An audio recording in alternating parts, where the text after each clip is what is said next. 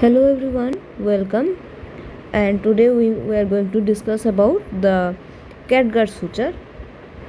So as we can see, suture is used to ligate or stitch open wounds after surgery or trauma. So catgut was first used by a surgeon named Lister, and he demonstrated that it could be used as a suture material by dissolving it in the carbolic acid solution in the open, and then he applied it in the open wound, and then he found that the suture is absorbed in the tissues and the wound got closed. So this type of catgut is known as plain catgut. He then developed chromic catgut after extensive research.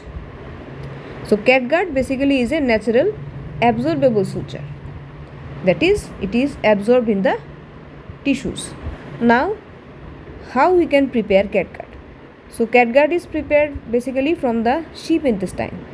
The submucosa of small intestine of sheep is used for the preparation, and the following steps are followed. First of all, the intestine is excised, then it is mechanically cleaned from any excreta or unwanted material. After that, it is packaged and frozen deeply. Then they are thawed out, washed thoroughly, and are hand stripped of loose fat which are present in the intestine. Now each such strip is split into ribbons and processed mechanically for the removal of mucosa, serosa and muscle layer. After the removal of the above layers, the thin strip of submucosa is left. The submucosa is further treated so that only pure collagen fiber are finally preserved. This type of catgut is the plain catgut. Now further treatment with chromium salt makes the catgut harder, and the absorption of this type of catgut is delayed by the tissues. This hard catgut is known as chromic catgut. The advantages possessed by catguts are: the probability to form sinuses is little if the wound turns septic.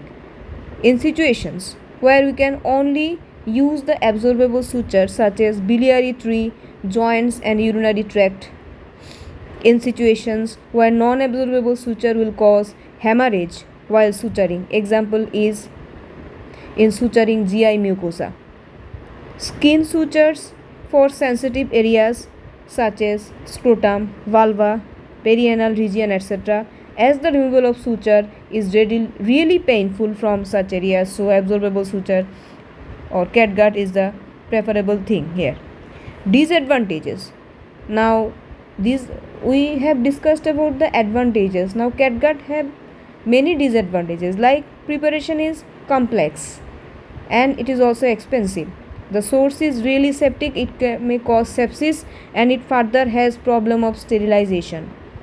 Loss of tensile strength after few days of application is a major drawback, so it is not reliable to use in areas where constant support is necessary to heal the wound. Example is in case of fascia.